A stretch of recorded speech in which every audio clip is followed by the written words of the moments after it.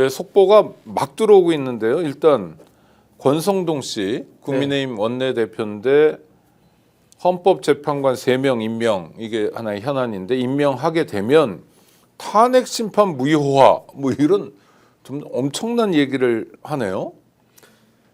계엄 해제도 반대했고 이번 투표 안 했거든요. 네. 그다음에 탄핵도 반대했고 지금 내란 사태에 대해서 반대 입장을 밝히지 않고 있습니다. 근데 이렇게 적극적으로 나선다고 한다면요, 내란 동조로 지금 흐를 수도 있어요. 특히 혹시나 내란 관련해서 어떤 특정한 단체가 만들어졌다거나 이념지향 또는 뭐 영구집권 음모 이런 것들이 노상원 씨의 수첩을 통해서 밝혀진다. 그러면은 이게 반국가 단체도 될 수 있어요. 국가보안법도 적용될 수 있는 사안이란 말입니다. 국가 안보를 굉장히 위중한 상황으로 흐르고 있는데 정말 법조인이면서도 그런 헌법적 판단을 전혀 못하고 있다. 그런 생각이 듭니다. 그러니까 일부러 이렇게 말하는 걸 거 아닙니까, 이 사람? 일부러 이렇게 그렇죠? 하죠. 네. 국회도 뭐 오랫동안 있었으니까. 네네. 까닭은 뭡니까? 어떻게든 내란이 아닌 거로 만들어 보겠다, 아니면 윤석열이 돌아오도록 하겠다? 어떤 의도인가요? 첫 번째 최대치는 이제 윤석열이 돌아올 수 있도록 한번 해보겠다. 무리수 한번 더 보겠다라는 뜻인 것 같은데요. 오늘 뭐 황당무계한 이 회사들이 여론조사를 했는데 윤석열 지지 여론이 높게 나왔어요. 30%? 네, 극우들이 이제 결집하고 있는 거죠. 여기에 힘을 얻었다. 그래서 역모의, 역내란 이런 것들을 다시 한번 꿈꾸는 것이 아닌가라는 의심을 해보고요. 그렇게 되지 않더라도 지금 현재 전국 상황을 주도해서 이 탄핵 헌법재판소 심판을 늦추고 그다음에 야당을 공격해가지고 대선까지 가는데 유리한 지점을 차지하겠다는 하나 전략적 포지션이 아닌가 이런 생각이 듭니다. 네. 근데 방금 여론조사 말씀해 주셨는데 윤석열의 지지율이 30%가 나왔다는 건 정말 믿기지 않거든요. 왜냐하면 지금 윤석열이 내란 과정에서 어떤 일을 벌였는지가 공중파를 통해서 계속 정말 주워 담기 어려울 정도로 방대한 양의 범죄들이 쏟아지고 있잖아요.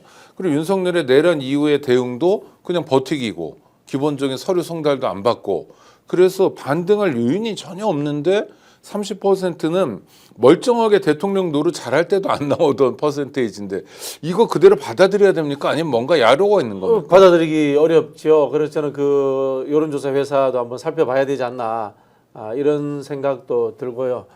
사실 법률적인 문제를 여론조사를 가지고 판단한다. 이건 넌센스입니다. 지금 윤석열의 위법적 논란을 정치적으로 판단한다. 이것도 넌센스거든요. 근데 국민의힘이 하는 작당이 여론조사에 먹히고 있는 거예요. 국민의힘도 마찬가지 아닙니까? 이게 정치적으로 풀 문제처럼 이야기를 하잖아요. 아닙니다. 현행범이거든요. 현행범인데 체포를 하지 않고 논란을 만들어내니까 여야의 문제, 진보 보수의 문제인 것처럼 이렇게 언론들도 호도를 하는 겁니다. 이 호도 속에서 여론조사가 만들어지니까 평소 국민의힘을 지지했던 그리고 민주진보계열을 싫어했던 사람들이 결집해 주는 거예요. 이거 굉장히 문제 있는 정치적 행위고 굉장히 잘못된 여론조사의 기술이다. 이런 말씀 드리고 싶어요. 아니 그리고 여론조사를 의뢰한 매체가 데일리안이라고 아주 극우적인 매체고 여론조사를 수행한 여론조사 기관이 공정이라는 여론조사 회사더라고요. 이른바 저희가 이제 공정이라고 이제 했던 회사죠. 네, 그러니까 윤석열의 공정과 상식에서 이름을 가져온 네네. 이거는 정말 약간 의심해도 뭐 무리가 아닐 것 같죠? 아마 제가 보기에는 이거 데이터를 한번 봐야 돼요. 네. 데이터를 한번 봐야 되는데 언제 했는지도 중요합니다. 제 생각에는 주중에 또는 뭐 낮에 이렇게 할 수도 있거든요. 보통 이 보수 지지층들이 주말보다는 주중에 받을 확률이 진보보다 높습니다. 네. 그럴 수도 있고 또 오전에 하면 또 높을 수도 있습니다. 그래서 제가 보기에는 이거는 로데이터 한번 봐야 된다. 그 네. 말씀 드리고 싶어요. 네. 그러니까 의심을 하는 것은 합리적일 수 있다라는 것. 또 네, 저희가 네, 네, 명태균 씨 사건을 통해서 윤석열이 그전에도 여론 조작을 상당히 했다. 여론조사 조작을 했다라고 믿을 만한 근거들이 지금 쏟아지고 있는 상황이기 때문에 더더욱 그렇지 않나 싶은데요. 네, 여론조사라는 게 여러분 리서치입니다. 네. 일렉션이 아닙니다. 결정하는 게 아니고요. 그래서 경향성을 보는 것이거든요.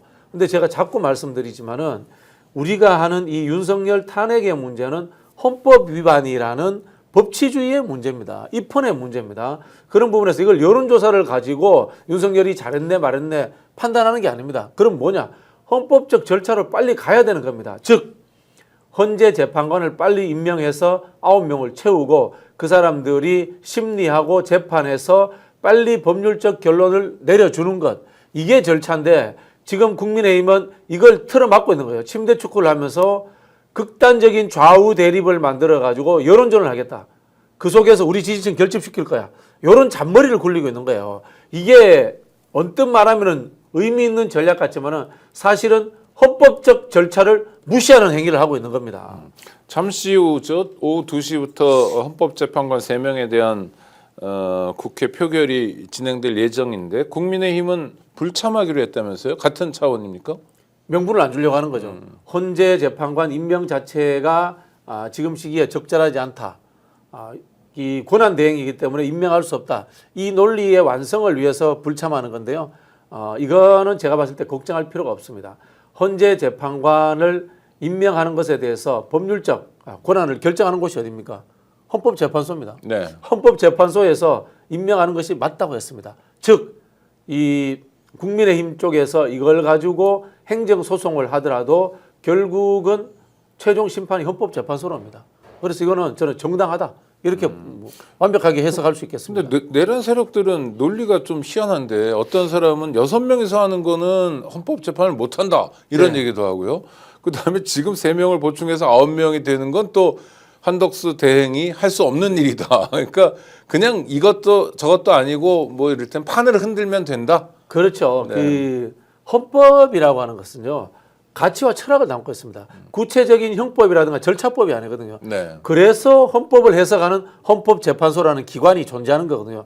헌법을 해석하는 기관인 헌법재판소에서 옳다고 하면 그냥 옳은 겁니다. 그게 최종적으로 결론 난 겁니다. 네. 그리고 또 학자들의 입장도 참고할 만한 건데 네. 헌법학자들은 다들 한 목소리로 당연히 국회에서 통과시키고 당연히 대행이 임명해야 된다는 건데 제가 또 궁금한 건 지금 국힘이 하고 있는 건 하여튼 뭐랄까 발악이라는 단어가 떠오르는데 발악을 하고 있는 거잖아요. 침대에 누워서 하는 발악.